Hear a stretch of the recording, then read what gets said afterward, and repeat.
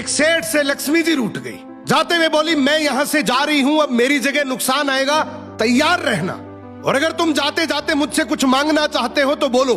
सेठ बहुत समझदार था, बड़ी विनम्रता से बोला, माता नुकसान आ रहा है तो आने दीजिए, बस मुझे आप एक वरदान दीजिए कि मेरे परिवार में हमेशा सुख शांति बनी रहे। लक्ष्मी जी मुस्कुराई, तथास्तु कहा और वहां से चली गई। अब उस सेठ की 4 बहुएं थी। कुछ दिनों बाद सबसे छोटी बहू खिचड़ी बना रही थी। उसने खिचड़ी में नमक डाला और अपने काम में व्यस्त हो गई। तभी दूसरी बहू आई और उसने खिचड़ी को बिना चखे ही और नमक डाल दिया और वो भी अपने काम में व्यस्त हो गई। ऐसे एक एक करते तीसरी और चौथी बाकी की 2 बहुएं भी आई। उन्होंने भी खिचड़ी को बिना चखे ही उसमें नमक डाल दिया। अब रात को सबसे पहले सेठ खाना खाने बैठा। जैसे ही उसने खिचड़ी का एक चम्मच लिया, उसे महसूस हो गया कि इसमें बहुत ज्यादा नमक है, और सेठ जी तुरंत समझ गए कि नुकसान आ चुका है।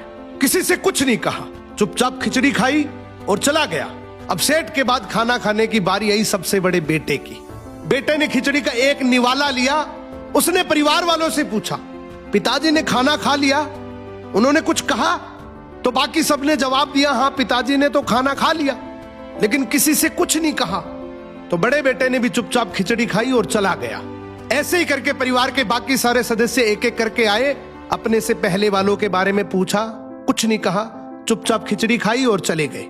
अब रात को सेठ जी सो रहे थे, सपने में नुकसान आया और हाथ जोड़कर बोला, भाई मैं यहां से जा रहा हूं, मैं यहां नहीं रह सकता। तो सेठ जी ने पूछा, क्यों, क्या हो गया? नुकसान बोला, तुम सबने मिलकर 1 किलो नमक खा लिया, पर मजाल है कोई किसी पर नहीं चिल्लाया, किसी ने गुस्सा नहीं किया, सब शांत रहे।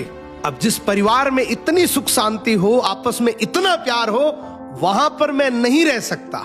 निष्कर्ष कि जिंदगी है तो उतार चढ़ाव, दुख सुख, फायदा नुकसान सब चलता रहेगा, लेकिन जिस परिवार में आपस में लोगों में प्यार है, सुख शांति है, छोटे में आदर, बड़े में बड़प्पन है, उस परिवार का कोई नुकसान, कोई आपदा कुछ नहीं बिगाड़ सकती।